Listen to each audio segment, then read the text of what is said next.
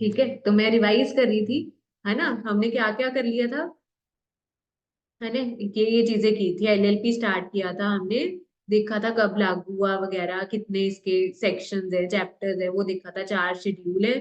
ठीक है, देन इसका मीनिंग देखा था। ठीक है, पार्टनरशिप और कंपनीज का कॉम्बिनेशन है ये। ठीक है, देन एडवांटेजेस देखे थे कि फ्लेक्सिबल है ये, बनाना और खत्म करना आसान है, लिमिटेड लायबिलिटी है पार्टनर्स की, अग्रीमेंट के ऊपर बेस्ड। देन हम कैरेक्टरिस्टिक्स में पढ़ रहे थे, सिमिलर थी जो कंपनीज एक्ट में किया था, म्यूचुअल एजेंसी में क्या था, है ना। ये चीज थी हमारी पार्टनरशिप एक्ट में, कहते थे एक काम करते हैं बाकी भी बंद जाते हैं, बाउंड हो जाते हैं, यहाँ पे ऐसा कुछ नहीं है। ठीक है, यहाँ पे ऐसा कुछ नहीं है, एक की गलती बाकी नहीं भुगतेंगे। अग्रीमेंट होता है आर्टिफिशियल लीगल पर्सन कॉमन सी। ठीक है, यहाँ पर इसको मैंडेटरी ने रखना है, तो रिस्पॉन्सिबल ऑफिशियल ऑफिसर के पास रखो, और किसके सामने ठप्पा लगाओ, एटलीस्ट 2 डेजिग्नेटेड पार्टनर्स, और लिमिटेड लाइबिलिटी होती है पार्टनर। ये किया था। डेजिग्नेटेड पार्टनर्स कौन से थे ये बताओ, वो पूछ रही थी मैं आपको। हाँ, मेन इसमें क्या था, जैसे कुछ कंप्लायंस करने हैं एक्ट का, कोई फॉर्म भरना है, डॉक्यूमेंट देने हैं, जमा करने हैं, कोई पेनल्टी लगी, उसकी वो उसका भुगतान करना है, तो ये बंदा रिस्पॉन्सिबल होता है ये सारी चीजें देखने का। ठीक है जी, का सारी कंप्लायंसेस वगैरह थी। ठीक है, देन हमारे और क्या थे इधर, मैनेज करने के लिए। ठीक है, मैनेज करना डे टू डे का, और जो भी है चीजें इधर हमारा, इधर डेजिग्नेटेड पार्टनर्स की जिम्मेदारी है इधर। ठीक है, मिनिमम मैक्सिमम कितने चाहिए बताना, दोनों में दो। ठीक है, एटलीस्ट 2 पार्टनर्स और at least 2 designated partner. Designated. Days हाँ, डेजिग्नेटेड में एक और कंडीशन। हाँ, डेजिग्नेटेड में एक और कंडीशन। हाँ हाँ हाँ, एक resident in at least India. 1 resident in India.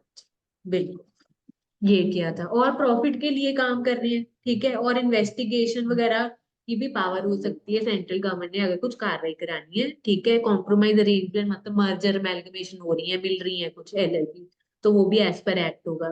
Convert करना एलएलपी के अंदर एज पर शेड्यूल होगा। ठीक है, ई फाइलिंग डॉक्यूमेंट वो एमसी की वेबसाइट पे, जैसे कंपनीज एक्ट में किया था वो किया था।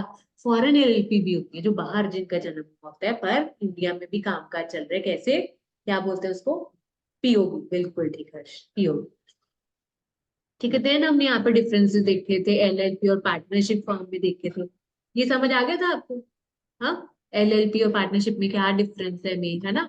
इसकी मेन रेगुलेटरी अथॉरिटी, कानून वही अलग है इसके ऊपर। ठीक है, वो सारी चीजें हमने देखी थी।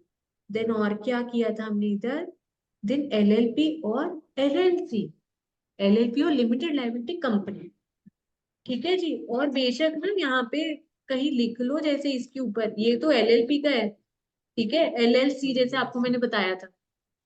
ठीक है, अब हो सकता है शायद आईसीआई से गलती से लिखा गया हो, एलएलपी की जगह एलएलसी, है ना। पर फिर भी अगर एलएलसी पर उन्होंने प्रूव कराया था कि हमने ये इसका शॉर्ट फॉर्म अब्रीविएशन लिखा है, किसका, लिमिटेड लायबिलिटी कंपनी का, तो अगर बाई चांस एलएलसी है तो वो एक एक लेटर भी ध्यान से पढ़ना, एलएलपी है या एलएलसी है क्या है। ठीक है जी, ये चीज था। तो यहाँ पर हमने डिफरेंसेस देखे थे एलएलपी और लिमिटेड लायबिलिटी कंपनी के अंदर। ठीक है, यहां तक किया था। अब आज हम क्या करने वाले हैं, डेफिनेशंस। थोड़ी सी डेफिनेशंस है हमारी। ठीक है, कंपनीज एक्ट में तो 90+ हमारी डेफिनेशन है, इसमें थोड़ी सी डेफिनेशन है, एंड वो जरूरी है करना। कुछ तो बिल्कुल ही मतलब ना के बराबर ही है। ठीक है, कहते उसमें चार्टर्ड अकाउंटेंट का भी मतलब बताया हुआ है। ठीक है, कि सीए जो सीए एक्ट में गिवन है। ठीक है, पार्टनर जो पार्टनर है एलएलपी का, ऐसे कुछ छुटपुट है हमारी डेफिनेशन। उनमें से 2-4 ही हैं जो इंपॉर्टेंट है, तो आओ जरा एक बार सब पे नजर मार ले हम। ठीक है जी, मॉड्यूल लेकर आयो वैसे अपना, है है वैसे मॉड्यूल आपके पास, नहीं है तो कोई बात नहीं। ठीक है, ठीक है, यहाँ पे देखो जरा, छोटी मोटी डेफिनेशन है, एक बार हम फटाफट से कर लेंगे। यहाँ पे हमारी बॉडी कोऑपरेट की है, मेन बॉडी कोऑपरेट की। ठीक है, एड्रेस क्या होगा एलएलपी का, कहते हैं अगर इंडिविजुअल है, ठीक है, इन रिलेशन टू पार्टनर, यहाँ पे पार्टनर से रिलेटेड बात करें, पार्टनर ऑफ एलएलपी। अगर इंडिविजुअल है वो, तो उसका घर का एड्रेस हो सकता है। ठीक है, और अगर वो बॉडी कोऑपरेट है तो उसका जो रजिस्टर्ड ऑफिस होगा, उसकी बात हो रही होगी। ठीक है, अब बॉडी कॉर्पोरेट, मेरे को कंपनीज एक्ट के अकॉर्डिंग बताओ क्या था बॉडी कॉर्पोरेट का मतलब, क्योंकि एलएलपी एक्ट में पहली लाइन ही क्या दे रखी है, कहती है body corporate means it means the company as defined in, कहाँ पे था बॉडी कॉर्पोरेट का, section 2 clause 20 of companies act. मतलब यहाँ पे section 2 clause 20 of companies act में जो दे रखे हैं, कहते हैं उसको बोलते हैं, और साथ में कहते हैं और भी कुछ इंक्लूडेड है, और नीचे कुछ एक्सक्लूड की हुई है, ये ऐड की हुई है कुछ चीजें, कुछ लेस की हुई है।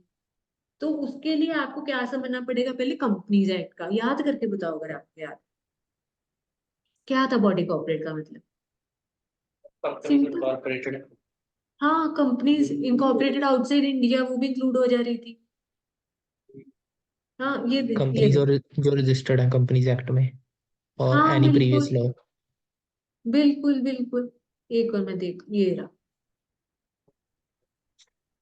ये देखो, बॉडी कॉर्पोरेट, बॉडी कॉर्पोरेशन या बॉडी कॉर्पोरेट या कॉर्पोरेशन। ठीक है, ये देखो इसमें मेन ये था। हाँ, इसमें क्या और कौन सी कंपनी इंक्लूड हो जाती है, कहते फॉरेन कंपनी को भी बोल सकते हैं, वो उसको भी बॉडी कॉर्पोरेट बोला जा सकता है। ठीक है, और ये ऐड किया हुआ, इसमें क्या एक्सक्लूड किया हुआ था, कहते कोऑपरेटिव सोसाइटी नहीं होती, कहते कहते बॉडी कॉर्पोरेट में कॉर्पोरेट है ना, तो लोग ना इसको मिसअंडरस्टूड कर लेते कि कोऑपरेटिव सोसाइटी, कहते वो अलग होती है जो सोसाइटियां वगैरह फॉर्म करते, तो उनका अलग से एक्ट है। ठीक है जी, ऐसे कहते हैं, अब ये कोऑपरेटिव सोसाइटी नहीं होती। और कहते हैं अगर सरकार कुछ नोटिफाई कर दे कि ये नहीं इंक्लूड करनी, तो वो नहीं होगी। ठीक है, फिर हमने यहाँ पे कोऑपरेटिव सोसाइटी का मतलब देखा, समझ आया, सिंपल कहते हैं वो सारी कंपनीज आ जाएंगी, हर तरह की कंपनी को बोल दिया जाएगा बॉडी कॉर्पोरेट, और साथ में फॉरेन कंपनी को भी बोल दिया जाएगा। क्या एक्सक्लूड करने, कोऑपरेटिव सोसाइटी, और अगर जो सरकार को, ये। ठीक है, अब इसको रिलेट करते हुए हम बात करेंगे, किधर किधर गया हमारा, ये रहा। हाँ जी, एक तो ये वाली तो है ही है जो कंपनीज एक्ट में हमने बॉडी कॉर्पोरेट की अभी देखी है डेफिनेशन। ठीक है जी, आओ जरा यहाँ पर, a company registered under this act, LLP act जो पढ़ रहे हैं, और एलएलपी कहते हैं जो बाहर जिनका जन्म, वो वाली होगी। ठीक है जी, and a company incorporated outside India. ठीक है, तो यहाँ पर भी एक तरह से बोल दिया कि कोई भी कंपनी अगर बाहर भी रजिस्टर्ड हुई है, ठीक है जी, तो उसको क्या बोला जाएगा, बोलो जी, बॉडी कॉर्पोरेट। बॉडी ठीक है, मैं कॉर्पोरेट। आपको ना यहाँ पर मैं आपको डिस्टिंग्विश करा रही हूँ दोनों में। ठीक है, 220 में क्या था, कंपनी की डेफिनेशन दे रखी है हमारी, जो कंपनीज एक्ट में 220 में क्या था, कंपनीज की डेफिनेशन है ना। तो मैंने आपको बॉडी कॉर्पोरेट एक बार कंपनीज एक्ट का पहले दिखा दिया कि हमारे को एक डिफरेंस पता चल जाए दोनों में है ना। उसमें तो फॉरेन कंपनी बोला हुआ था, और क्या एक्सक्लूड किया हुआ था, कोऑपरेटिव सोसाइटी, और जो सरकार एक्सक्लूड करे वो। और अगर यहाँ पर हम इधर एलएलपी एक्ट की बात करें बॉडी कॉर्पोरेट में, यहाँ पर एक तो सारी कंपनीज कंपनीज एक्ट वाली भी इंक्लूड कर, है ना। देखो बॉडी कॉर्पोरेट में कंपनीज, जो बेसिक हमने सेक्शन 2 क्लॉज 20 में पढ़ा था, ठीक है, कि वो सारी हर तरह की कंपनी, वो याद नहीं भाई बहन, वो बैंकिंग इंश्योरेंस, वो किस किस के ऊपर एप्लीकेबल होता है, वो सारी चीजें, वो सारी टाइप ऑफ कंपनीज आ जाएंगी। ठीक है, और इसमें क्या क्या बोला, वो एलएलपी चाहे इंडिया में चाहे बाहर, ठीक है, या नॉर्मल कंपनी भी अगर बनती है आउटसाइड इंडिया, उसको भी बॉडी कॉर्पोरेट बोला जाता है।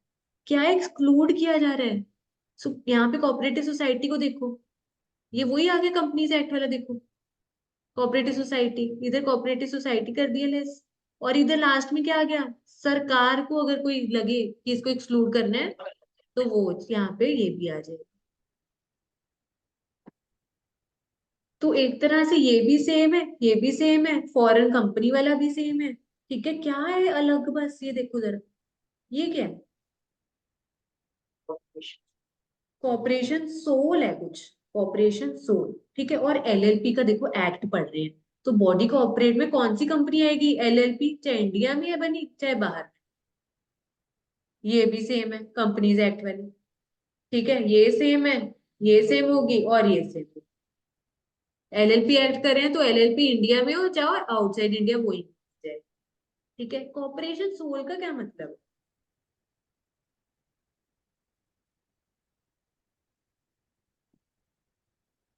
हाँ, सही कर रहे हो किस,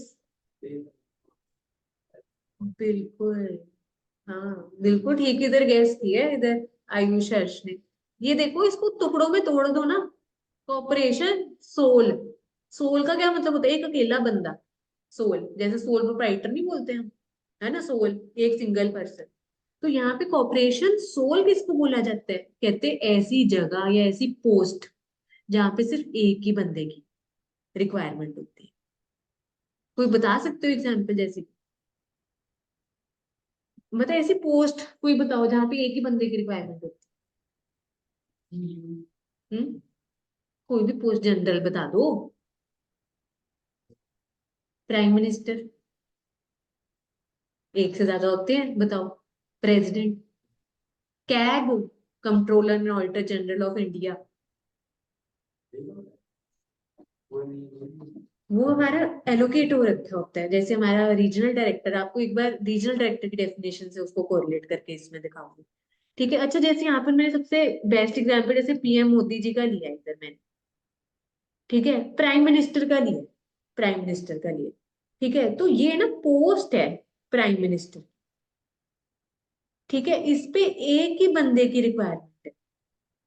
और इसका क्या मतलब है कॉपरेशन सोलर की, ये तो एक बंदे की रिक्वायरमेंट है, और अगर वो बंदा चला जाए या कुछ हो जाए तो क्या वो पोस्ट खत्म हो जाएगी? बताओ जरा। बंदा नया अपॉइंट हो जाएगा, पर वो क्या वो पोस्ट खत्म होएगी? अगर बंदा वो नहीं रहा या चला गया, कुछ हो गया XYZ रीजन, तो क्या वो पोस्ट खत्म हो जाएगी, बंद मानी जाएगी? नहीं ना, वो चलती जाएगी। ठीक है। अब जैसे यहाँ पर वैल्यू किसकी होती है ज्यादा, आप बताओ जरा। जैसे प्राइम मिनिस्टर वाली पोस्ट है, वैल्यू किसकी ज्यादा होती है, बंदे की या जो उसको पोस्ट मिलती है ना? हम कहते हैं ना उसको, ये ओहदा है, ये पोस्ट है। ठीक है, हाँ, है ना, प्राइम मिनिस्टर वाली पोस्ट मिली, तभी ओहदा बढ़ा है ना हमारे प्राइम मिनिस्टर मोदी जी का। है ना, इतनी बड़ी पोस्ट बनी, तभी हम एग्जाम्पल देते हैं ना कि कहाँ से कहाँ वो पहुंचे। है ना, चाय बेचते थे, इतनी बड़ी पोस्ट पे पहुंच गए, सबसे बड़ी पोस्ट पे प्राइम मिनिस्टर बने। तो ये बोलते हैं कॉपरेशन सो। ठीक है, जहाँ पे एक ही बंदे की रिक्वायरमेंट होती है और वो पोस्ट चलती जाती है। ठीक है, अगर वो बंदा नहीं रहा या बदल गया कुछ हो, पोस्ट चलती रहती, उसकी वैल्यू है एक बंदे के रिक्वायरमेंट। तो कहते हैं अगर ऐसा कुछ है तो ये बॉडी कॉर्पोरेट में नहीं इंक्लूड किया जाएगा, हमारा इधर LLP एक्ट के अकॉर्डिंग। ठीक है, इसी को इधर समराइज करके इधर देखो बताया हुआ है कि company includes LLP, foreign LLP और नॉर्म, जो फॉरेन कंपनी हमने पढ़ी थी, जो बाहर पीओ होती है और POB इंडिया में होती है। क्या इंक्लूड नहीं होता? ठीक है, कॉर्पोरेशन सोल नहीं होता, कोऑपरेटिव सोसाइटी या जो सरकार। सिंपल। तो आपको मैंने दोनों का बता दिया। देखो, अगर कंपनीज एक्ट के अकॉर्डिंग भी आप देखो, LLP अकॉर्डिंग के भी देखो, कि हर तरह की कंपनी आ गई और फॉरेन कंपनी भी आ गई। ठीक है, और क्या था? इधर LLP है तो LLP तो आएगा ना, चाहे इंडिया में चाहे आउटसाइड इंडिया। इधर तो कर ही नहीं रहे हम, LLP का अलग एक्ट है। ठीक है जी, और कौन सी नहीं आती? कोऑपरेटिव सोसाइटी नहीं आती, और सरकार चाहे जो नोटिफिकेशन निकाल दे वो नहीं आएगी, और इधर कॉपरेशन सोल वाली। ऐसे कोरिलेट करना तो हम याद रख पाते हैं, नहीं तो मुश्किल हो जाता है कि उस एक्ट में क्या था, उस एक्ट में कॉपरेशन सोल था। ठीक है, अब आगे देखो फटाफट से बिजनेस की डेफिनेशन। ये क्या होता है? कोई भी काम खरीदना बेचना, ट्रेड बोल दिया, प्रोफेशन, है ना, जैसे हमारा CA का प्रोफेशन है, सर्विस जॉब करना, है ना, या कोई और सर्विसेज देना। ठीक है, ऑक्यूपेशन कहते हैं वो काम जिसमें इतना टेक्निकल प्रोफेशनल नॉलेज स्किल की नहीं जरूरत। क्या फर्क होता है प्रोफेशन और ऑक्यूपेशन में?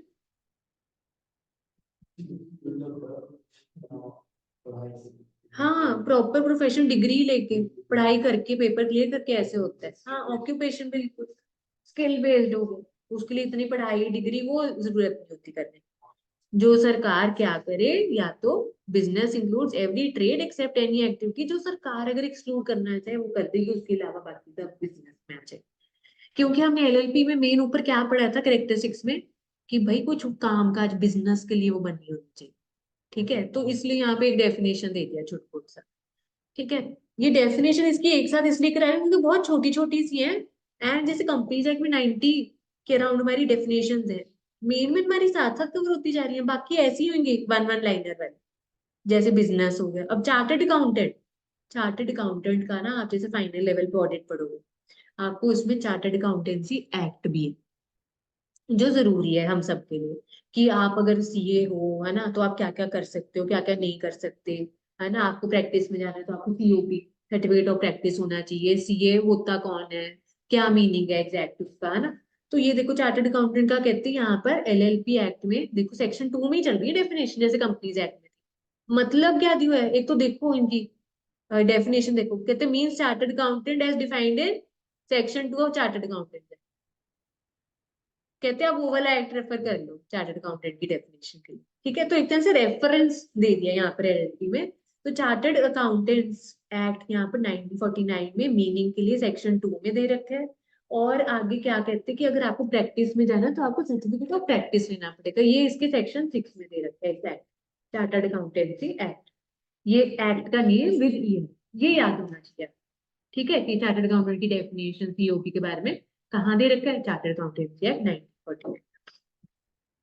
डेजिग्नेटेड पार्टनर कौन, कहते हैं जो सेक्शन 7 में डिटेल में बता रखे हैं, उसमें भी वही बता रखे हैं। आगे हमने सेक्शन पे आना है ना, सेक्शन 7 में डेजिग्नेटेड पार्टनर वही बोला हुआ है कि जो अब पहले कंपनीज एक्ट किया था, यहाँ पे एलएलपी एक्ट के अकॉर्डिंग अगर कोई फॉर्म फिल करके फाइल करना है रजिस्ट्रार को या कुछ भी हमारे को भेजना है डॉक्यूमेंट लगा के, वो सारा वो करेगा। पेनल्टी को लगी उसकी भरपाई करनी है, वो ये सारा डेजिग्नेटेड पार्टनर करेगा। फिर आगे देखो यहाँ पे क्या लिखा, सेक्शन 7, ये अब जहाँ पे ये देखो सेक्शन 7 है ना, अब आगे एक्ट नहीं गिवन तो एलएलपी का कर रहे हैं हम जिक्र।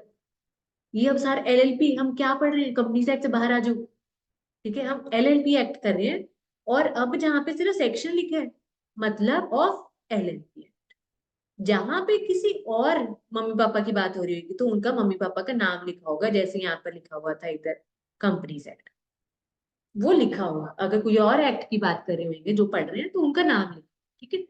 तो सेक्शन 7 अभी आगे पढ़ना है हमने, सेक्शन 7 अभी आगे पढ़ना है जिसमें वही बता रखे हैं जो ऑलरेडी हम कर चुके हैं। फिर एंटिटी का मतलब, कहते वही ऊपर जो बॉडी कॉर्पोरेट की डेफिनेशन की है, कहते वो सब इंक्लूड हो जाएंगे।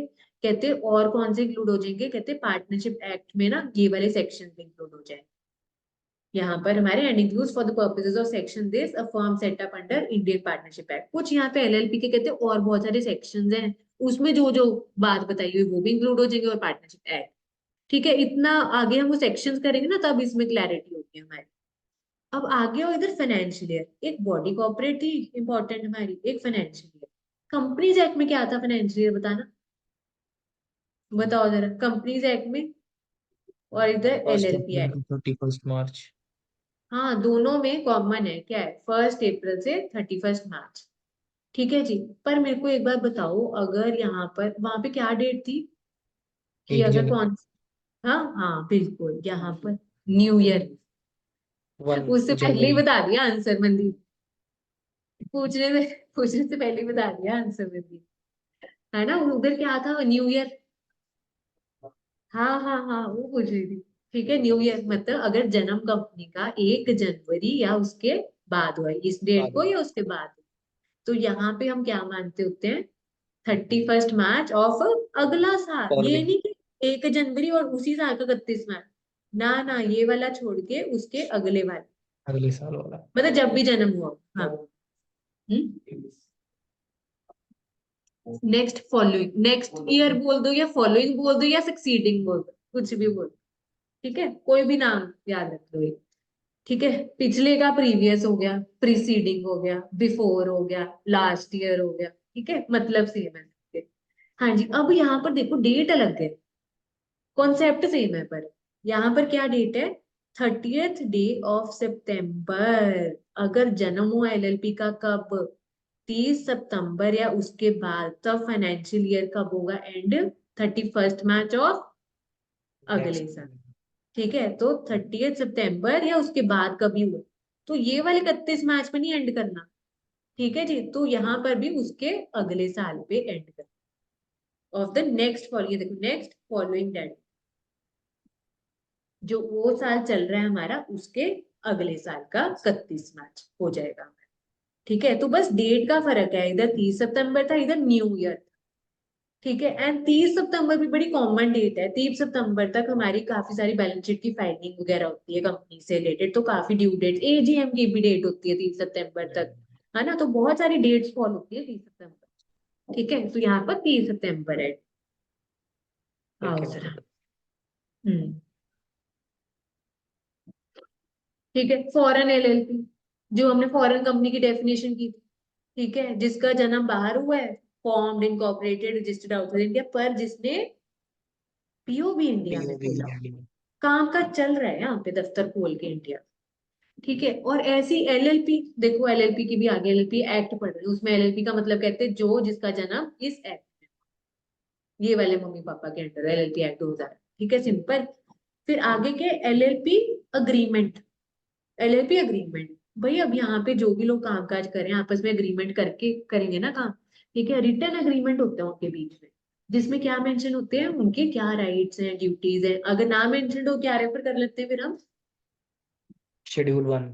Schedule 1, mutual rights and duties वाला। ठीक है, याद नहीं था है? चलो, मेरे का ये वाला लिखा नहीं ना आपने शायद, वो फर्स्ट 2 पेजेस है ना। चलो आओ जरा। ठीक है, ये देखो वही लिखा है, फर्स्ट शेड्यूल एप्लीकेबल हो जाएगा अगर आपके अग्रीमेंट में मेंशन नहीं। ठीक है, नेम कहते, अगर पार्टनर की बात करें एलएलपी में, एलएलपी में मतलब हम उसके पार्टनर की बात करें। इंडिविजुअल के केस में भाई जो उसका फर्स्ट मिडल लास्ट नेम जो भी होगा उसको बोल दिया जाएगा नाम। ठीक है, अगर बॉडी कोऑपरेट है जो उसका रजिस्टर्ड नेम होगा वो हो जाएगा। सिंपल सी डेफिनेशन है हमारी। अब तक दो आई है मेन हमारी, बॉडी कोऑपरेट और फाइनेंशियल ईयर। पार्टनर, कहते पार्टनर कौन होता है? जो एलएलपी अग्रीमेंट करके जो पार्टनर बनता है एलएलपी में उसको पार्टनर बोला जाता है, सिंपल। ठीक है, रीजनल डायरेक्टर, ये हमने कंपनीज एक्ट में भी पढ़ा था।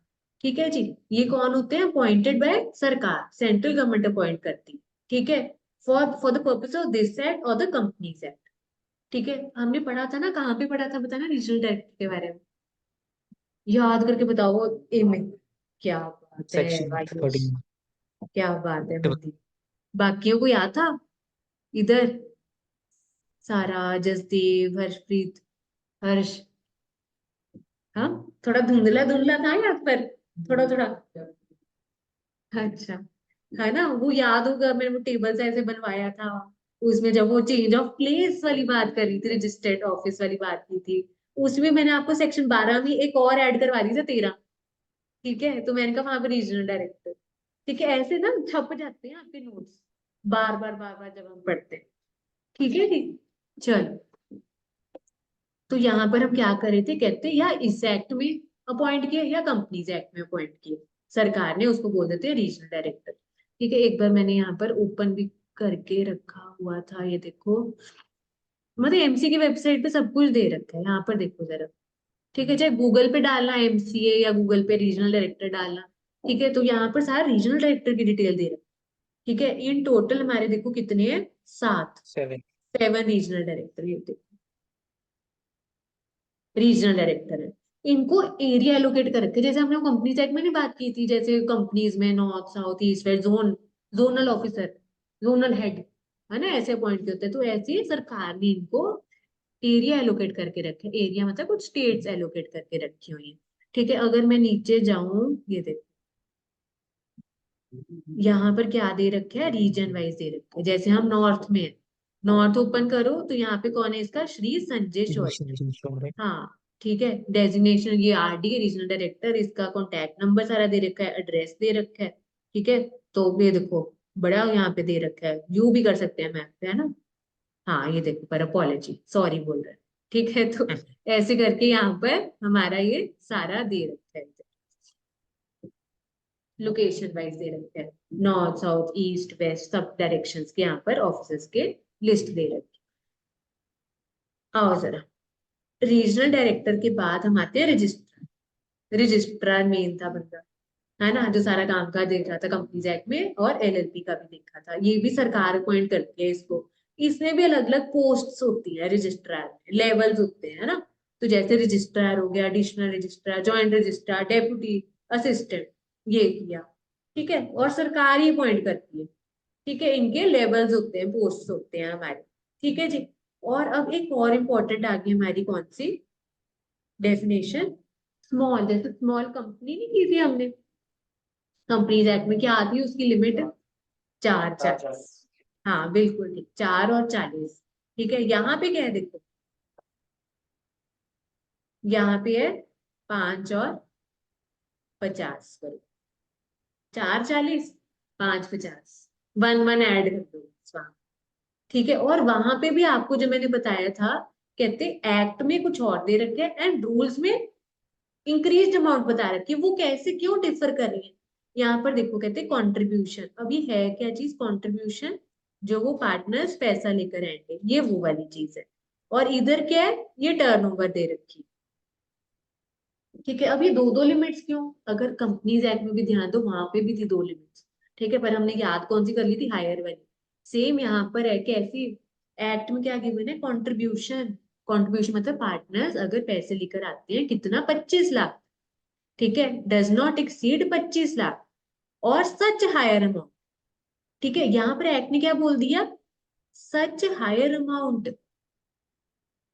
ठीक है, सच हायर अमाउंट। पर कहते कि यहाँ पर क्या बोले, इसका मतलब क्या था हायर अमाउंट, कहते या तो 25 लाख तक वो पैसा लेके आए कंट्रीब्यूशन, कहते या कोई और अमाउंट जो सरकार नोटिफाई कर दे। पर सरकार कहाँ तक नोटिफाई कर सकती है, मैक्सिमम कहाँ तक, कौन सी अमाउंट तक, तो वो बताया उन्होंने, 5 करोड़ तक नोटिफाई कर सकती है। मतलब अब ये 25 लाख को खींच के 5 करोड़ तक किया जा सकता, उससे ज्यादा नहीं इंक्रीज कर सकती सरकार, ये बोला हुआ है। तो सरकार अगर नोटिफिकेशन लाके कुछ बदलना चाहे लिमिट, तो यहाँ तक बढ़ा सकती है, ये मतलब। तो मैक्सिमम से मैक्सिमम कितना हो सकता है, ये 5 करोड़ है, ठीक है। सेम ऐसी टर्नओवर, जस्ट पिछले एक साल की अगर बात करूं तो यहाँ पर कितना होना, यहाँ पर किससे ज्यादा नहीं होना चाहिए, स्मॉल की बात कर रहे हैं, स्मॉल स्मॉल LLP, मतलब इससे ज्यादा नहीं होना जो हम लिमिट करें, ठीक है। तो यहाँ पे नॉट एक्सीड 40 लाख और सच हायर अमाउंट, पर कितना हायर, 50। तो उधर 4 40 था, इधर एक एक ऐड कर दो, 5 50 कर, ये वाला हो गया। या कहते हो अगर और भी रिक्वायरमेंट्स है फुलफिल करने वाली, अगर सरकार कुछ नोटिफिकेशन के थ्रू निकाले तो वो भी कर दो। तो मेन हमारी ये 5 और 50 को, समझ आया इधर। हाँ जी बच्चों, ठीक है, चले आगे फिर। चलो, ठीक है। एंड इधर आओ, ट्रिब्यूनल का जैसे हमने कंपनीज एक्ट में पढ़ा था, NCLT, ठीक है, कहते वही इसका मतलब यहाँ पे, उसको कोर्ट भी बोल देते हैं, ट्रिब्यूनल भी बोल देते हैं, ठीक है। और क्या बोल देते हैं इसको, नेशनल कंपनी लॉ ट्रिब्यूनल। और इसके ऊपर वाला कौन सा होता है, नेशनल कंपनी लॉ एपीलेट, कहते हैं ये वही है, सिमिलर कंपनीज एक्ट का, ठीक है। क्योंकि ये दोनों की रेगुलेटरी कौन है, मतलब MCA पे सारा कुछ जा रहा है और ROC सारा मैनेज कर रहा है, ठीक है। तो कुछ लोग भी सेम है जो मैनेज कर रहे हैं, तो कुछ कुछ सेक्शन भी सेम या मीनिंग सेम अप्लाई हो रहा है, ठीक है। अच्छा यहाँ पर देखो अब क्या दिया हो, ये क्या दिया हो बताओ, एप्लीकेबिलिटी ऑफ कंपनी, ये पढ़ के बताओ क्या।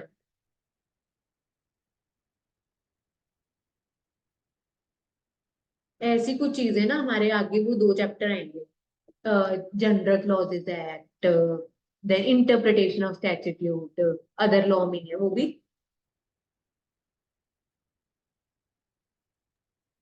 वो दोनों चैप्टर क्या है, वो लॉ पढ़ना कैसे है वो सिखाते हैं, वो वाले 2 चैप्टर। क्या मतलब है इसमें इसका, जो भी यहाँ पे जो वर्ड्स एक्सप्रेशंस हैं वो यूज करे गए हैं, डिफाइन नहीं है, वो जैसे कंपनीज एक्ट में दिए है वह वही define, same as hmm that act. बिल्कुल, हाँ जी बोलो इधर।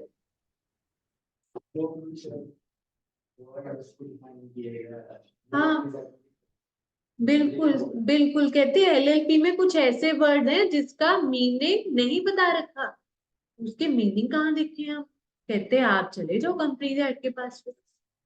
हाँ, सेक्शन 2 की डेफिनेशन में सारी दे रखी है, ठीक है जी। तो यहाँ पर वो बताया हुआ है, और यही चीज है ना, हमने कहा अपनी interpretation statute, general clauses act, वो 2 ऐसे छोटे छोटे चैप्टर है हमारे अदर लॉ में, उसमें बताया है कि आपको पढ़ना कैसे लो, अगर किसी चीज का मतलब एक जगह नहीं है तो कहाँ देखो, वो जनरल वाले चैप्टर है हमारे 2, ठीक है। और कहते हैं ये जो इंडियन पार्टनरशिप एक्ट है, कहते हैं ये एप्लीकेबल नहीं है LLP को, ठीक है। माना कंपनीज एक्ट की कुछ चीजें इसके ऊपर एप्लीकेबल हो रही है, रीजनल डायरेक्टर का मतलब हमने सेम देख लिया, ट्रिब्यूनल का हमने देख लिया, और कुछ वर्ड्स के मीनिंग वहां से देख लिया, पर इंडियन पार्टनरशिप एक्ट नहीं इसके ऊपर अप्लाई, उसका कुछ नहीं अप्लाई हो, ठीक है। तो ये हमने देख लिया। एक्सक्यूज मी मैम, हाँ जी, हाँ जी। मैम ये इसका सेव एज अदरवाइज का क्या होता है मीनिंग, कई बार पढ़ा है हाँ मैंने। नो, हाँ, non applicability of Indian partnership act 1932, save as otherwise provided, the provisions of Indian Partnership Act 1932 shall not apply to LLP। क्या मतलब है, इंग्लिश में हिंदी करो, क्या समझ लग रही है वैसे, सेव एज अदरवाइज प्रोवाइडेड।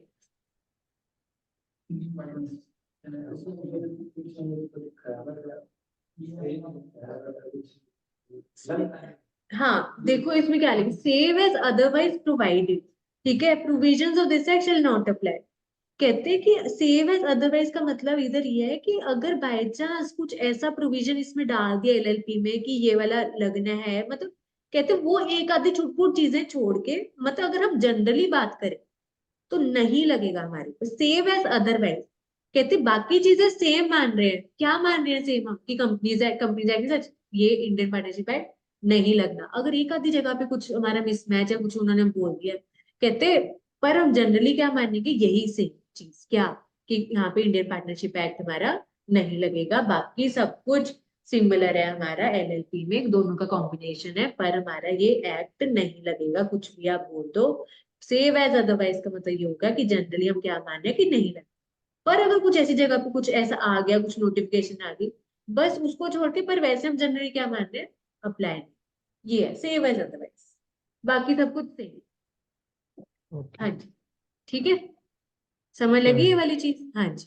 और ये वाला हमने कर लिया था, देखो कैरेक्टरिस्टिक्स, ये सारे हमने पढ़ लिए थे, पढ़े थे क्या बुक से, फिर आपने क्या बात है, पढ़ लिया करो बुक से भी, ये देखो ये सारा हमने कर लिया था पहले,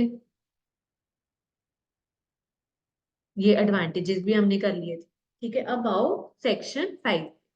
ठीक है, अभी ऊपर हम क्या करके आए हैं, हमने कुछ डेफिनेशंस देखी थी, ठीक है जी, हमने कुछ डेफिनेशंस देखी थी सेक्शन 2 की, ये देखो, और जिसमें मेरी 3 मार्क हुई है मेन, कौन कौन सी थी, बॉडी कोऑपरेट होगी, फाइनेंशियल ईयर होगा, और कौन सा होगा, small small limited small liability LLP, parts. बस 5 और 50 को, बस ये थी हमारी। ठीक है, पढ़नी एक बार जरूरी होती है सभी, कि बाई चांस कुछ क्वेश्चन आ जाए, एक दो लाइन में हम उसको समझा पाए, मॉनेटरी लिमिट वाली तो याद रखनी पड़ती है। आओ सर, ये हो गया हमारा अबाउ सेक्शन 5 पे हमारा पार्टनर्स का क्या मतलब है। ठीक है, ये भी हमारा सिमिलर था। ठीक है जी, आओ जरा, ऐसा कुछ हमने पहले कर रखे हैं। देखो अब यहाँ पे कहते एलएलपी के पार्टनर्स कौन बनने के लिए लाए, कहते कोई भी इंडिविजुअल या बॉडी कॉर्पोरेट। ठीक है, इंडिविजुअल अकेला बंदा, या ऊपर बॉडी कॉर्पोरेट जो मतलब पढ़ के आए हैं ऊपर हम एलएलपी में, यानी इंडिविजुअल और बॉडी कॉर्पोरेट बन सकते हैं एलएलपी। पर कौन से लोग नहीं बन सकते, ठीक है, कौन से लोग, कौन से इंडिविजुअल नहीं बन सकते, कहते कि अगर कोर्ट ने उनको क्या डिक्लेयर कर दिया कि ये इसका तो दिमाग खराब है, अनसाउंड माइंड, ठीक है, has been found to be unsound mind by a court. ठीक है, कोर्ट ने पता लगाया, डिक्लेयर किया कि आप अनसाउंड माइंड है, तो ये हालत में नहीं है अपना पार्टनरशिप में आने के लिए, किसकी मतलब एलएलपी का पार्टनर बनने के। ठीक है, अब आगे ये 2 पॉइंट्स हैं, undischarged insolvent, undischarged insolvent, insolvent का मतलब बताओ, हाँ, मैम हम लायबिलिटीज बैंक, पे ऑफ करने के हाँ लिए बैंक कैपेबल नहीं है। दिवाला, हाँ दिवाला निकल गया उसका। अच्छा, ऐसे ही सिमिलर पॉइंट थर्ड में, he has applied to be adjudicated as an insolvent and his application is pending. दोनों में सिमिलर सा लग रहा है, बताओ क्या डिफरेंस है,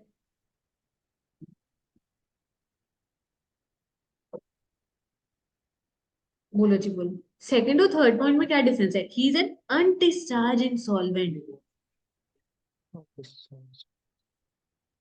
हो चुका होता तो यहाँ डिस्चार्ज लिखा होता, अन लिख दिया साथ में, अनडिस्चार्ज्ड, जैसे हम कहते नहीं, ही इज अनवेल।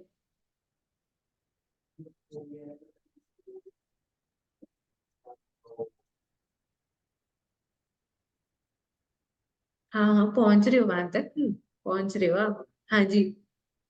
नीचे वाला पढ़ लो मेरे, अगर ऊपर ये देखो, ये is applied to be adjudicated as an insolvent and is application is,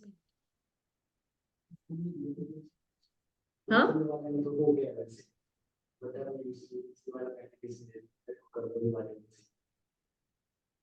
अच्छा, और कोई गेस करना चाहेगा, काफी सही बोल रहे हो काफी, हाँ जी, बोलो बोलो, क्या डिफरेंस है ये सेकंड और थर्ड पॉइंट में, मैम बोलो जी सेकंड में बोलो। तो मतलब वो इंसॉल्वेंट है, उसने हाँ, मतलब जो भी उसकी लायबिलिटीज वो डिस्चार्ज नहीं करी है।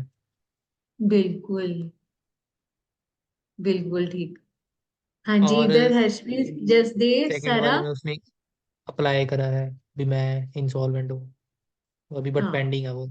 डिक्लेयर होना। ये वाला मैं बताती हूँ, थर्ड वाला। सेकंड वाला तो एकदम सही बताया, इधर आपने भी काफी गेस कर लिया, बहुत क्लोज आ गए थे।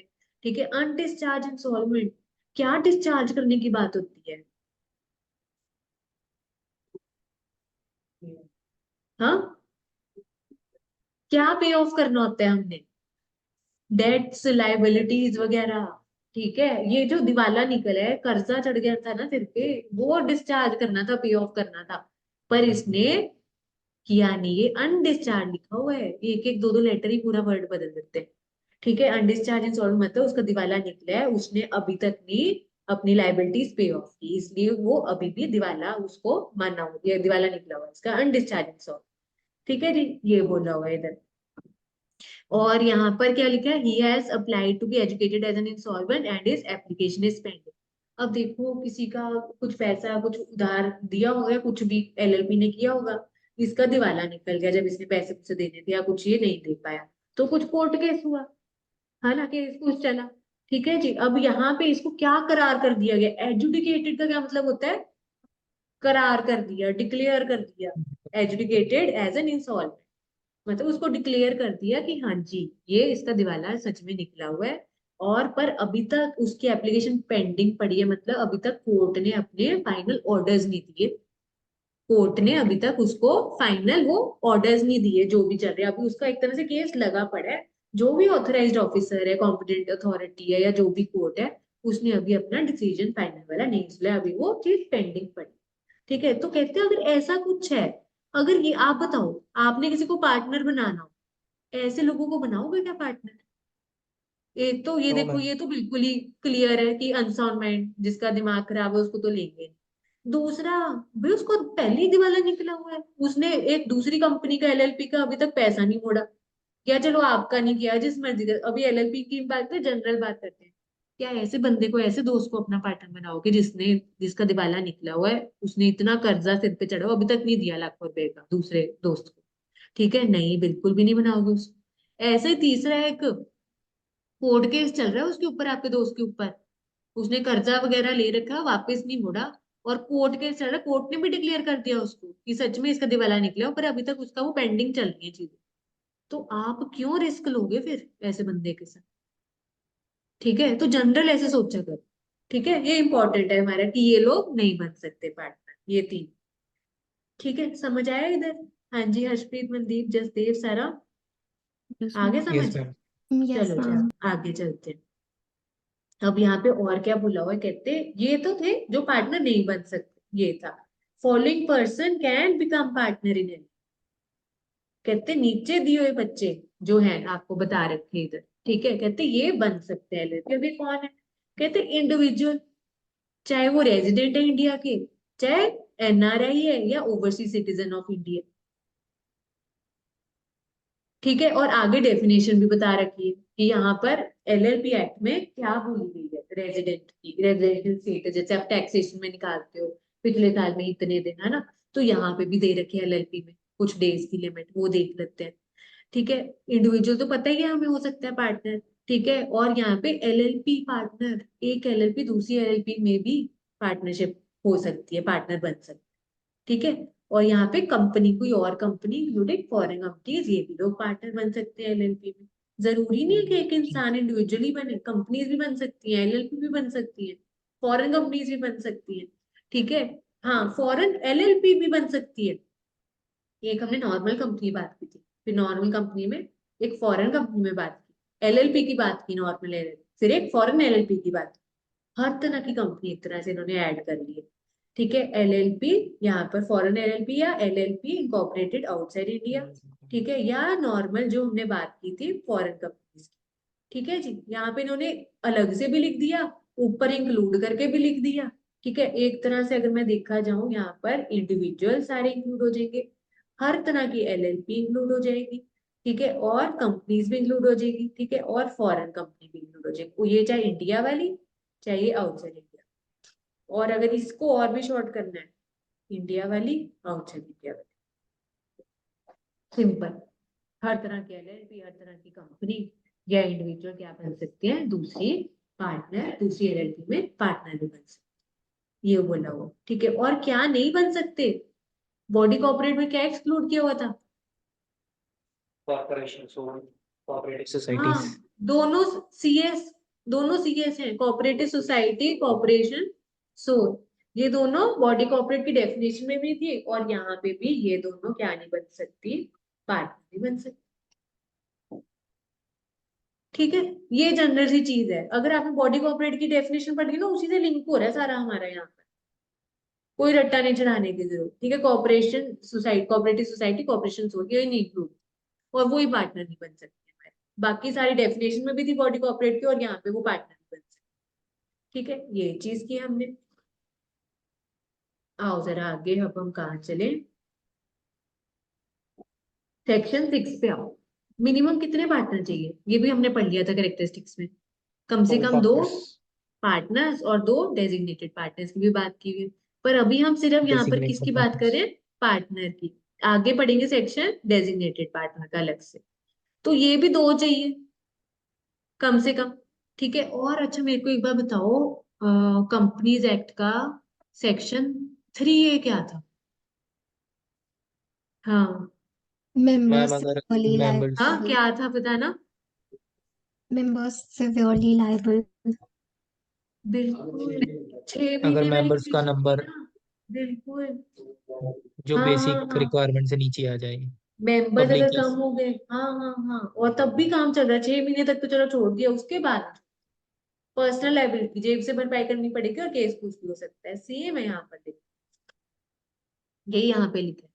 कहते फेट एनी टाइम पार्टनर्स, कहते 2 से कम हो गए किसी भी टाइम पे, और तब भी आप अपना बिजनेस चला रही है एलएलपी, तो उस टाइम पे, है ना, उस टाइम पे जो भी पार्टनर्स थे, 6 महीने के बाद पे उनकी क्या हो जाएगी, पर्सनल लाइबिलिटी हो जाएगी। वही लिखा है, partners reduce below 2 and LLP क्या करिए, तब भी बिजनेस चलाई जा रही है और 6 महीने बीत गए, तब भी वो कम है, तो उस टाइम पे वो is only partner of LLP during the time. ठीक है, जब वो काम चल रहा है 6 महीने के बाद भी, उस दौरान जो भी पार्टनर है, ठीक है, और उनको पता है कि कम हो गया है, कि एज पर लॉ हमारे को कम से कम 2 चाहिए, तो उनकी पर्सनल जिम्मेदारी में पर्सनल जेब से भरपाई करनी पड़ेगी अगर कुछ नुकसान होता है, लाइबिलिटी राइज होती है, या केस कुछ किया जाता है। ठीक है, तो ये सेम था हमारा, इधर सेक्शन 6 है, उधर हमारा 3A था, एक तरह से डबल। ठीक है, 3A और इधर 6। ठीक है, जब हम कंपनीज ऐड कर लेते हैं ना, तो बहुत चीजें बाकी इजी लगने लग जाती है, और रिलेट कर पाते हैं हम फिर। ठीक है, आओ जरा डेजिग्नेटेड पार्टनर के पास, यहाँ पर भी 2 है, मिनिमम 2 चाहिए डेजिग्नेटेड पार्टनर हमारे को। ठीक है जी, और यहाँ पर कम से कम एक कौन होना चाहिए उसमें से, रेजिडेंट ऑफ इंडिया होना चाहिए। ठीक है, रेजिडेंट ऑफ इंडिया होना चाहिए, और देख लो पहले रेजिडेंट ऑफ इंडिया की डेफिनेशन देख लो। ठीक है, यहाँ पर रेजिडेंट ऑफ इंडिया का मतलब वो stayed in India for period not less than 120 days. ये और कहाँ पे किया था 120 डेज की डेफिनेशन, 120 डेज की?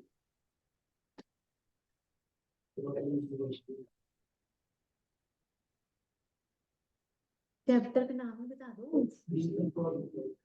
हाँ, इनकॉर्पोरेशन में किया था हमने। हाँ हाँ, बिल्कुल, नॉमिनी, नॉमिनी वन के केस पर्सन। में हम, है ना, 1% कंपनी केस में, है ना। हाँ, और मैंने तब ये बोला था कि अब उसकी रिक्वायरमेंट नहीं है, बिल्कुल ठीक बताया जरा आयुष ने, है ना, कि मतलब वहां पे बेशक लिखा हुआ है कि रेजिडेंट ऑफ इंडिया, आगे उन्होंने वर्ड क्या लिख दिया, वेदर रेजिडेंट ऑफ इंडिया और नॉट, वो कोई फर्क नहीं पड़ता, पर नॉमिनी या जो बंदा ओपीसी बना रहे हैं वो कौन होना चाहिए, इंसान होना चाहिए। ठीक है, और मतलब और क्या था वहां पर, इंडिविजुअल होना चाहिए, है ना, और मतलब वहां पे लिखा था वेदर रेजिडेंट ऑफ, हाँ वो रिस्ट्रिक्शन थी हमारे, आगे जो पड़ी थी, है ना। तो मैंने यहाँ पे बोला था बेशक रेजिडेंट ऑफ इंडिया में वहां पे भी 120 डेज की बता रखी है, पर उसका कुछ हमारा यूसेज नहीं, क्योंकि आगे बढ़ डाली और। ठीक है, तो ऐसे रिलेट करना है, बहुत इजी होने वाला है आपके बाकी एक्ट्स या बाकी चैप्टर्स। ठीक है जी, ये हो गया हमारा। फिर आगे देखो, ये हमारा अच्छा पीछे रह गया ना हमारे, इधर आओ। डेजिग्नेटेड पार्टनर में क्या बोला, कम से कम एक, 2 होने चाहिए, और इसमें से एक रेजिडेंट ऑफ इंडिया। और रेजिडेंट ऑफ इंडिया की हमने देख ली 120 दिन कम से कम पिछले साल वो रुका हो इंडिया में, भारत, तब वो माना जाएगा रेजिडेंट ऑफ इंडिया। ठीक है जी, और यहाँ पे क्या बोला हुआ है, अच्छा अभी हम पीछे पढ़ के आए ना कि एलएलपी के पार्टनर्स कौन कौन हो सकते हैं, कोई भी कंपनी, इंडियन, फॉरेन या बॉडी कॉर्पोरेट, है ना, एलएलपी इंडिया या फॉरेन की, बस कौन नहीं होएगा, सीएस, दो CS, cooperative society, corporation suit, है ना।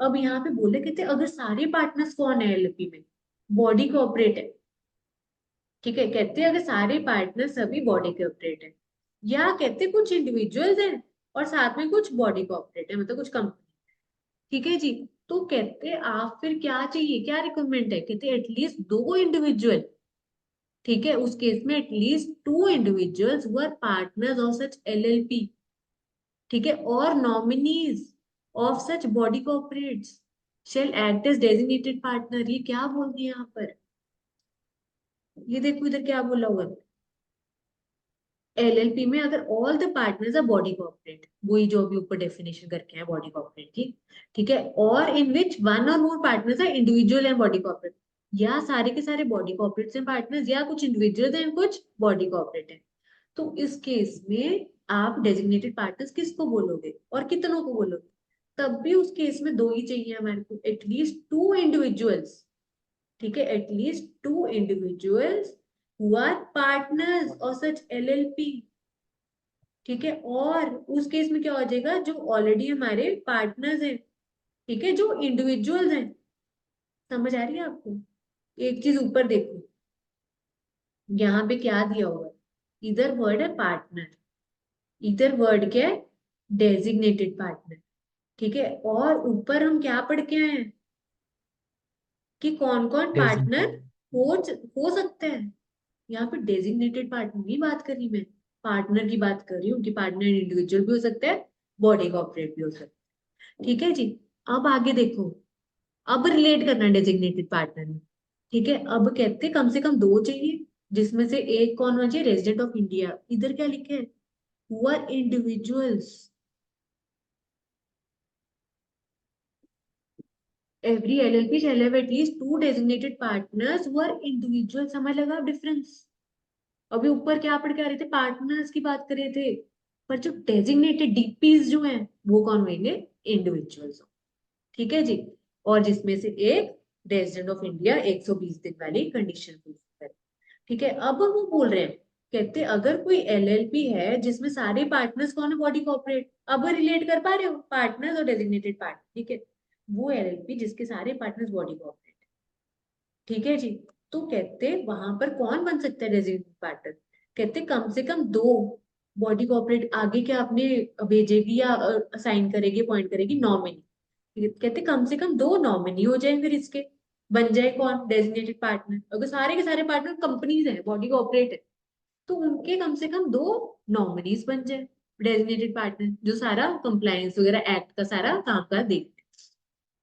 अगर कोई एलएलपी है जिसमें पार्टनर्स कुछ इंडिविजुअल है एंड कुछ कंपनीज है बॉडी कॉर्पोरेट, ठीक है, उस केस में भी क्या बोल रहे हैं यहाँ पर, कहते at least two individuals who are partners of such LLP, उस केस में भी ये बोल रहे हैं, कहते कम से कम दो आप क्या ले लो, चाहे वो इंडिविजुअल जो पार्टनर है वो, या और, या मतलब यहाँ पर, या दो क्या ले लो, नॉमिनीज, किसके, बॉडी कॉर्पोरेट, समझ आया, कहते कम से कम दो चाहिए, और वो डिपेंड करेगा कौन से पार्टनर है, अगर इंडिविजुअल है तो वो इंडिविजुअल में से दो रख लो, बॉडी कॉर्पोरेट है तो बॉडी कॉर्पोरेट के नॉमिनी रख, बस ये होता है, समझ आया। बोलो जी इधर हर्षप्रीत, मनदीप, सारा, जसदेव, और इधर हर्षायुष, समझ आ गया, बोलो जी बोलो। तो यहाँ पे ये था एक में कि ये इंडिविजुअल्स हैं, ठीक है, और ऊपर हर तरह के थे, इंडिविजुअल भी, बॉडी कॉर्पोरेट, 120 दिन के। हाँ जी, चले आगे हम, ठीक है, चलो जी।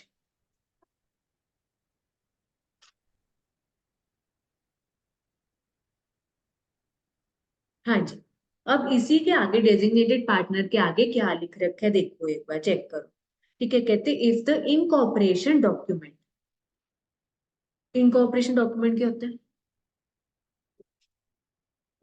हाँ, एलएलपी अब बना रहे हैं, इनकॉर्पोरेट हो रही है ना, उसके जन्म के लिए भी कुछ डॉक्यूमेंट वगैरह रेडी किए हुए हैं हमने, जैसे हम वो कंपनीज एक्ट में करे थे, एमओए हो या फॉर्म नंबर क्या था,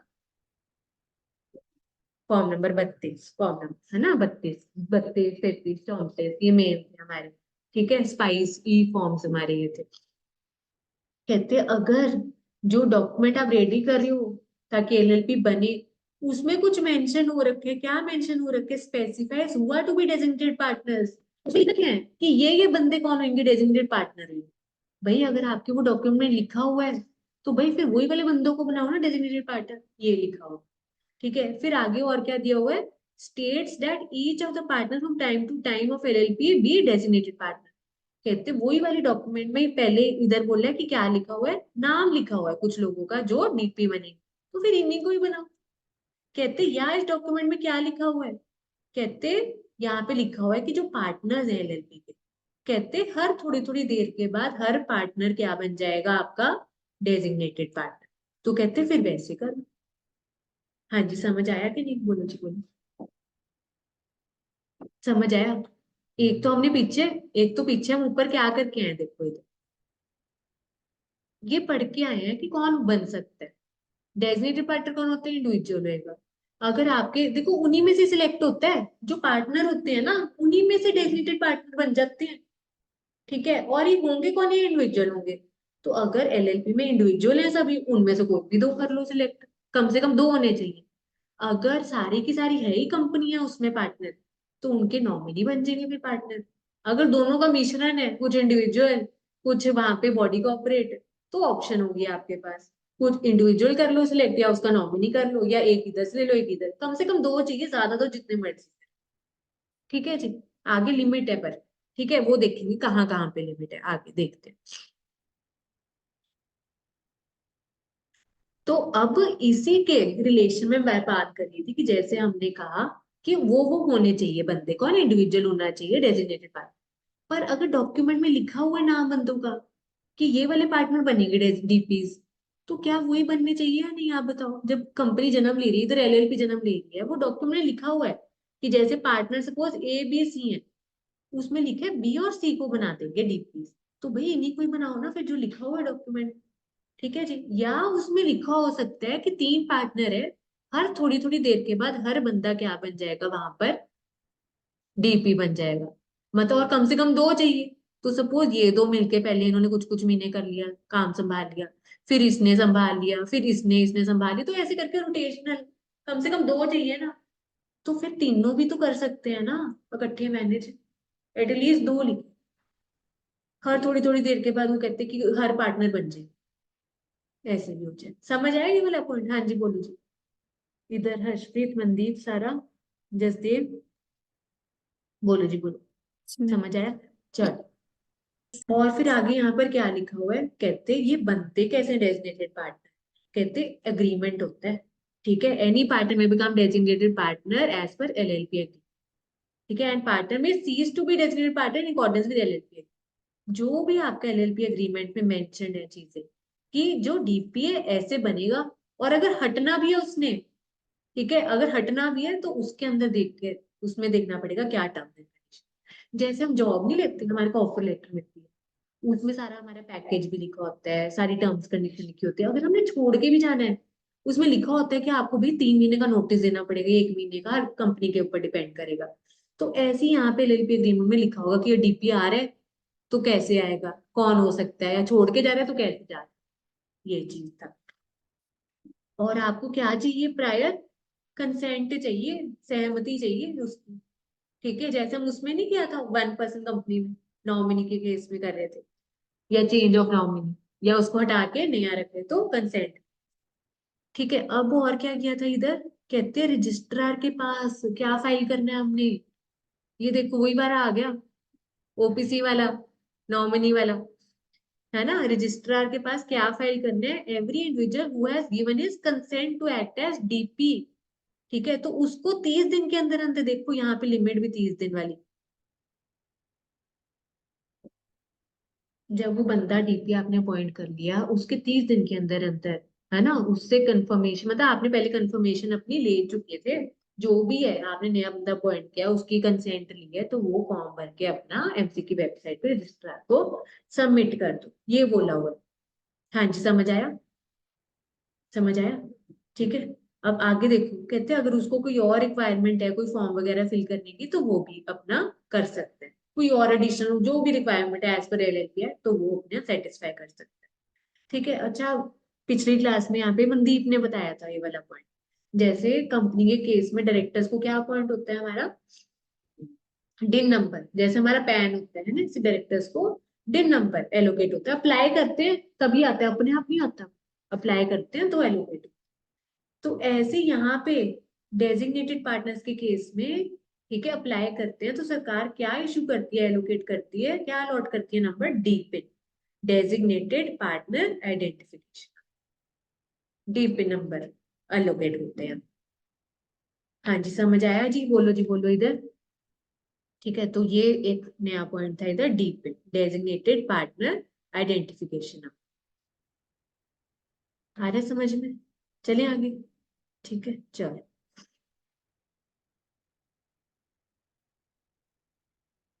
ठीक है, अब आगे लाइबिलिटीज बता रखी है डेजिग्नेटेड पार्टनर की।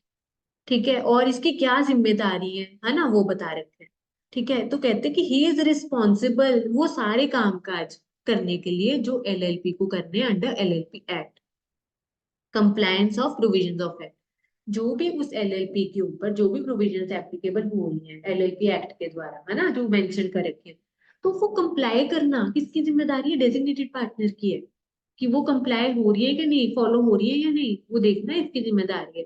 और फिर अगर उसको कंप्लाई करने के लिए कुछ फॉर्म भर के सबमिट करना है, डॉक्यूमेंट अटैच करना है, तो ये सारे काम की करने की जिम्मेदारी है डेजिग्नेटेड पार्टनर की। वो ही लिखा हुआ है, इंक्लूडिंग फाइलिंग ऑफ डॉक्यूमेंट, कोई रिटर्न भरने, स्टेटमेंट देनी, या कोई रिपोर्ट देनी, या कुछ भी हमारे को एलएलपी एक्ट में सबमिट करना है एमसी की वेबसाइट पे, तो वो इसकी जिम्मेदारी है। और कहते हैं liable to all penalties imposed on LLP. अगर कुछ काम गलत कर दिया या प्रोविजंस ऑफ लॉ फॉलो नहीं की एलएलपी एक्ट, तो सजा मिलेगी, पेनल्टी लगेगी। तो भुगतान कौन करेगा, किसकी जिम्मेदारी होगी? ठीक है, इसको करना होगा एलएलपी के ऊपर। अगर कोई भी पेनल्टी भी इम्पोज होती है तो इसकी जिम्मेदारी होगी। ठीक है, चलो, मतलब एक तरह से अगर यहाँ पर देखा जाए तो सारा प्रोसीजरल कंप्लायंस वगैरह सारा इसने देखना है। ठीक है, और अगर कुछ पेनल्टी वगैरह लगी है तो भी इसने फिर, इसकी ड्यूटी है वो भरपाई कर। मतलब अपनी जेब से नहीं बात कर रही मैं यहाँ पर देने की। मतलब जैसे होता है ना कि ये काम एलोकेट हो रखे होते हैं, तो ये डेजिग्नेटेड पार्टनर को ये काम एलोकेट हो रहा है। ठीक है, एलएलपी के बिहाफ पे ये करेगा, ये वाले काम सारे। ठीक है जी, आओ जरा अब हम देखिए चेंजेस इन डेजिग्नेटेड पार्टनर। ये भी सिमिलर है ओपीसी वाला। अगर नॉमिनी हम बदल रहे हैं, है ना, या वो खुद जा रहा है या हम नया ला रहे हैं। ठीक है जी, तो यहाँ पर कहते हैं एलएलपी में appoint designated partner within 30 days of vacancy. अगर वो डीपी जो है किसी कारणवश चला गया, ठीक है, अगर कुछ वैकेंसी है वहां पर, जैसे कम से कम 2 चाहिए होते हैं ना, अगर आपको रिक्वायरमेंट है वहां पर एक और फिल करने के लिए, तो आप कितनी देर में फिल करोगे यहाँ पर, 30 दिन के अंदर अंदर ये वैकेंसी फिल करोगे। और यहाँ पे कुछ ऐसा रीजन नहीं मेंशन किया हुआ, एनी रीजन, कोई भी कारणवश आपके पास वैकेंसी है, मतलब कम से कम 2 होने चाहिए डीपीएस, कुछ कारणवश वो छोड़ के चला गया, आपने भगा दिया, जो मर्जी रीजन, उससे कोई लेना देना नहीं है लगी है, तो आपको क्या करना पड़ेगा, नया अपॉइंट करना पड़ेगा। कितने दिनों के अंदर अंदर, 30 दिनों के अंदर। सिमिलर चल रहा है वो ओपीसी वाला, अगर आप रिलेट करो इनकॉर्पोरेशन। ठीक है जी, और देखो, कहते अगर आपने अपॉइंट ही नहीं किया डीपी, पर लॉ ने कहा कम से कम 2 होने चाहिए। ठीक है जी, या तो है ही कोई भी नहीं है डीपी। ठीक है, यहाँ पे ये लिखा हुआ ना, कहते या तो कोई भी नहीं है डीपी, या कहते एक है डीपी। तो कहते उस केस में क्या करेंगे, लॉ की प्रोविजंस तो फुलफिल करनी है हमने। हाँ, लॉ की प्रोविजंस तो फुलफिल करनी है, तो क्या मानेंगे उस केस में, each partner shall be deemed to be designated partner. या डीपी नहीं है या एक है, इससे क्या हो जाएगा, एलएलपी एक्ट की प्रोविजन फॉलो नहीं हो रही। तो फॉलो अगर करनी है तो उस केस में हम क्या मान लेंगे, जो हर पार्टनर है वहां पे, जो भी पार्टनर है वहां पे, उसको हम फिर डीपी मान। अल्टीमेटली है क्या, एलएलपी के अंदर पार्टनर्स हैं, उन्हीं में से कुछ सिलेक्ट करके क्या बना देते हैं, डीपीज बना देते हैं। अगर डीपी नहीं है तो भाई हर पार्टनर को मान लो कि वो डीपी। ये बोला हुआ सीधा सीधा। ठीक है जी, ये बोला हुआ।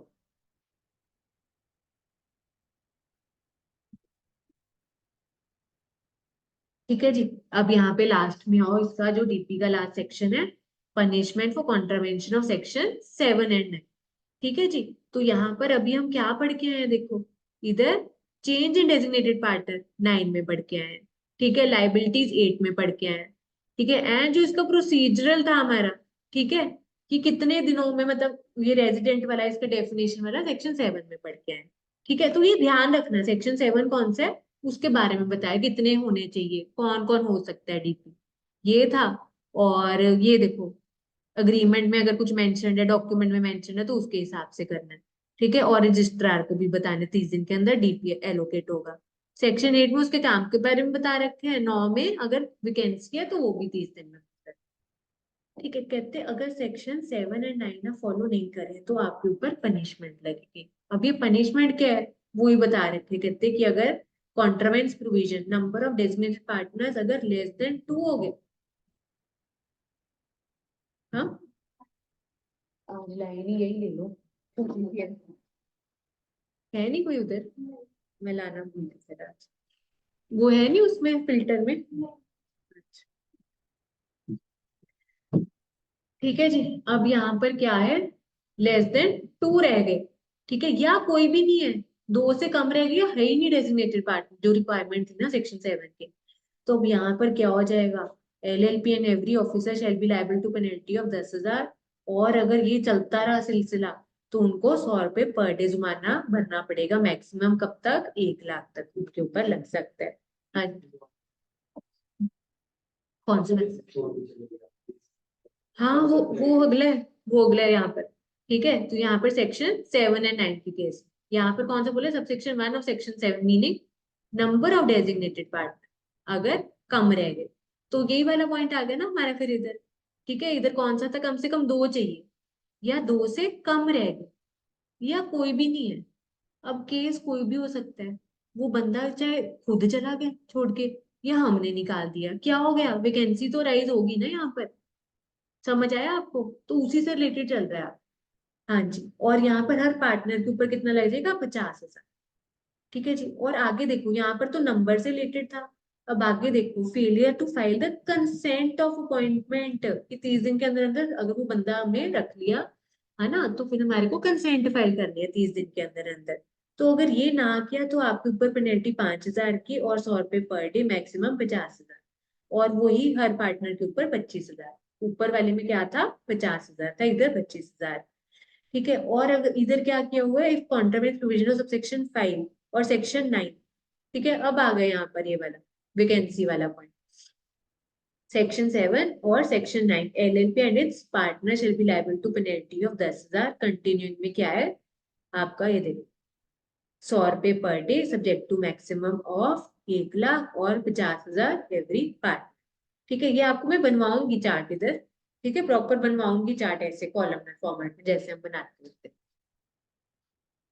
ठीक है जी, चलो ऐसा करते हैं हम, नेक्स्ट टॉपिक की जगह हम ऐसा करते हैं, कुछ बीच में क्वेश्चंस है ना वो कर लेते हैं, क्योंकि उसको लगेगा टाइम। ये करो जरा, देखो क्या बोल रहा है ये वाला क्वेश्चन, कर ही लेते हैं, 4-5 एग्जाम्पल कर लेते हैं फटाफट। है ना, LLP क्या है, इंडियन हेलीकॉप्टर्स नाम से एक LLP है, having 5 partners, mister a non resident है, बी भी, सी कौन है, रेजिडेंट है, डी भी रेजिडेंट है, और ई भी रेजिडेंट है। ठीक है, in this case at least 2 should be named as designated partner, out of which one should be resident. इसमें कौन से वालों में से हमारे को पिक करना है, ये देखो, कम से कम 2 चाहिए, उसमें से कम एक को कौन, रेजिडेंट ऑफ इंडिया। तो अब जो इधर ये है ना, मिस्टर सी रेजिडेंट, डी रेजिडेंट, ई, कम से कम इन तीनों में से एक जरूर होना चाहिए, क्योंकि क्या कंडीशन है, एक कम से कम रेजिडेंट ऑफ इंडिया। ठीक है, अगर आपने ये बोल दिया कि सारे ही रेजिडेंट ऑफ इंडिया, तो वो मिस हो जाएगा फिर हमारा पॉइंट वो वाला। ठीक है छोटा सा, आपको प्रोविजन सारी अप्लाई करनी होती है। ठीक है, hence if Mr. A and B are designated, then it will not serve the purpose. One of the designated partner could be Mr. C, D, या कम से कम एक वहां पे रेजिडेंट वाला होना चाहिए। और देख लेते हैं, आओ जरा ये देखो, LLP by the name SMY has 3 partners, namely SI limited, MIS limited, YI private limited. हाँ, यहाँ पर क्या लिखा हुआ है, पार्टनर्स की बात हो रही है। एक तो ये देखना कि पार्टनर की बात हो रही है डेजिग्नेटेड, ठीक है। यहाँ पर नीचे क्या बात हो रही थी, किसके बारे में बात हो रही थी, हाँ, कि यहाँ पर ऑलरेडी 5 पार्टनर्स हैं। देखो, जो ऑलरेडी पार्टनर्स होते हैं ना, उन्हीं में से बन जाते हैं डेजिग्नेटेड पार्टनर। तो ये कंफ्यूज नहीं होना आपने पार्टनर और डेजिग्नेटेड पार्टनर में। पीछे लिखा था कि ये 5 पार्टनर है, ठीक है। अब उसमें से हमने क्या करने है, डेजिग्नेटेड पार्टनर रखने। डेजिग्नेटेड पार्टनर सिर्फ इंडिविजुअल हो सकते हैं, कम से कम 2 और 1 रेजिडेंट होना चाहिए, ठीक है। ये हो गया हमारा। फिर आगे देखो इधर, अब इधर 3 पार्टनर्स हैं, ठीक है जी। ये 2 लिमिटेड कंपनी, एक प्राइवेट लिमिटेड कंपनी है। कहते हैं अब यहाँ पे कोई इंडिविजुअल नहीं है, तो कौन बनेगा बताना। हाँ, यहाँ पे कहते हैं कोई इंडिविजुअल नहीं है पार्टनर, तो nominee of any of two set body corporate shall act as designated partner, ठीक है। कम से कम 2 चाहिए, 2 नॉमिनी ले आओ वो कंपनीज के, ठीक है, वो बन जाएंगे डेजिग्नेटेड पार्टनर, वो कंपनी एज बॉडी कॉर्पोरेट नहीं बने। ऐसे ही देखो, LLP के 3 पार्टनर है, कहते हैं एक इंडिविजुअल है मिस्टर एक्स एंड 2 कौन है, बॉडी कॉर्पोरेट। खुद बता दो कौन बन जाएगा डेजिग्नेटेड पार्टनर। बिल्कुल, एक इंडिविजुअल और एक नॉमिनी बन जाएगा, है ना। यहाँ पर कितने बोले, 3 बोल रहे हैं ना यहाँ पर, ठीक है। 1 इंडिविजुअल है एंड 2 बॉडी कॉर्पोरेट है, या ऐसे हो जाए 2 नॉमिनी हो जाए, हमारे को क्या फर्क है, ठीक है। ऐसे MCQ भी बन के आ सकते हैं, देखो, है ना। लिख दिया कि मतलब ओनली 2 नॉमिनी, या मतलब कॉम्बिनेशन कॉम्बिनेशन बन सकते हैं, 2 नॉमिनी भी बन सकते हैं, ठीक है, या एक इंडिविजुअल एक नॉमिनी भी बन सकते हैं, ठीक है। ये हो गया हमारा। In this case mister X and 1 nominee of any body corporate shall be designated as partners, ये लिखा हुआ है यहाँ पर।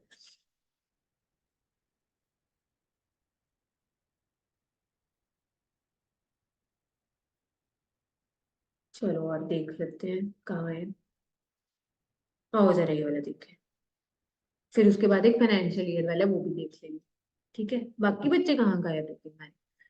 चलो, the professionals like engineering consultants, legal advisers and accounting professional afraid of entry into business due to unlimited liability, ठीक है जी। यहाँ पर कुछ प्रोफेशनल्स हैं, ठीक है, वो डरते हैं क्योंकि पार्टनरशिप में आने के लिए, क्योंकि क्या होता है, अनलिमिटेड लायबिलिटी होती है पार्टनर्स की। Hence LLP provides N Avenue for these professionals to enter into LLP firms which restrict their liability to agreed amount। Limit होती है उनकी, जितना उन्होंने कंट्रीब्यूट किया उतना ही मंगवा सकते हैं। This has encourage professionals to form LLP। अभी एग्जाम्पल्स में क्या दिया और समझाते समझाते इन्होंने आंसर भी दे दिया। पर अगर यहाँ पर इसको मैं केस स्टडी फॉर्म में भी इसको ऐसे ले सकती हूँ कि आपको ने कहानी सी दे दी। उन्होंने कहा कि मिस्टर ए और बी कौन है, बड़े छोटे से एंटरप्रेन्योर्स है, स्मॉल बिजनेस है, मतलब और करना चाह रहे हैं अपना कुछ बिजनेस, स्टार्टअप है या कुछ है अपना, छोटे से हैं बिल्कुल, ये स्मॉल बिजनेस है। तो इनको दिक्कत हो रही है कि अनलिमिटेड लायबिलिटी है, तो आप सजेस्ट करो कि इनको क्या फॉर्म करना चाहिए, कंपनी फॉर्म करनी चाहिए या LLP फॉर्म करनी चाहिए क्या, और उसको एक्सप्लेन करो। तो ऐसे भी आ सकता है आपका केस स्टडी। तो बेशक ये जो बुक के बीच में भी जो एग्जाम्पल है ना, उसको भी नहीं छोड़ना हमने, ठीक है। बहुत एक कॉन्सेप्ट क्लियर कर देते हैं चीजें, ये सारी छुटपुट से भी है चाहे, ठीक है। आओ जरा, कहाँ गया, फाइनेंशियल ईयर वाला था एक हमारा, हाँ ये पढ़ो जरा। LLP कब बनी है, एक तो पहले देखा करो कौन से चैप्टर का क्वेश्चन चल रहा है। आगे तो मिक्स, जैसे अभी तो हम वो करेंगे ना, ये देखो अब इसमें से छांटेंगे फिर। LLP क्या है, कंपनी के बारे में है। डेट बदल जाएगी, उधर क्या था न्यू ईयर और इधर क्या है 23 सितंबर, ठीक है। इनकॉर्पोरेटेड ऑन 15 अक्टूबर, मतलब 30 सितंबर के बाद।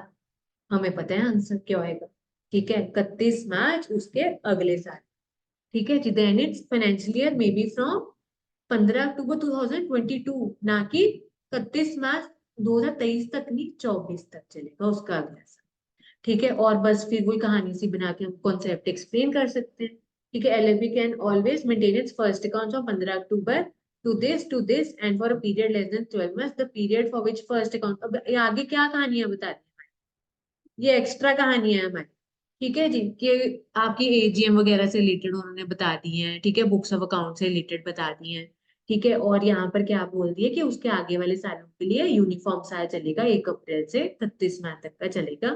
ठीक है। In keeping with this income tax law the financial should always be from 1 to 31। ये तो हमें पता ही था कि चाहे कंपनी की बात है चाहे एलएलपी की बात है, 1 अप्रैल से 31 मार्च तक का फाइनेंशियल ईयर होता है। उधर न्यू ईयर, इधर 30 सितंबर के बाद अगर जन्म हो रहा है तो 31 मार्च उसके फॉलोइंग नेक्स्ट फॉलोइंग ईयर का फिर हमारा बन जाए। ठीक है जी। तो ऐसे करके कुछ कहानियां सी बन के आ सकती है। ठीक है। चलो फिर हम ऐसा करते हैं, नेक्स्ट टॉपिक फिर हम नेक्स्ट क्लास में कर लेंगे। ठीक है। मैं आपको ये एक बार पीडीएफ भी भेज दूंगी। ठीक है। एंड हम वो चार्ट वगैरह भी बना लेंगे। ठीक है जी। ठीक है। चलो। और अच्छा, आपको वो मैंने वो नोट्स भेजना है ना, वो वाले कैरेक्टरिस्टिक्स के पहले वो भेज दूँ। ठीक है। चलो फिर बच्चों, मिलेंगे नेक्स्ट क्लास में। ठीक है जी। वो कर लिए क्वेश्चन आपने उसके इनकॉर्पोरेशन? कर लिए क्या आप उसके इनकॉर्पोरेशन के क्वेश्चन? है? कर लो। है? क्यों नहीं कर रहे? क्यों नहीं कर रहे? फटाफट करते जाओ ना क्वेश्चन साथ साथ जब भी टाइम मिलता है। हाँ। चलो फिर हम मिलेंगे नेक्स्ट सेशन में। ठीक है। जब जब भी टाइम मिलता है ना बच्चों, क्वेश्चन कर लो। ठीक है। फिर हम डाउट सेशन रख लिया करेंगे ना हर चैप्टर का एक। ठीक है। चलो फिर हम मिलेंगे फिर नेक्स्ट सेशन में। ठीक है। रिवाइज करके आना। ठीक है। मैं भेज दूंगी एक बार इसका पीडीएफ भेज। चलो फिर मिलते हैं नेक्स्ट सेशन में। बाय मंदी, बाय सारा। ओके।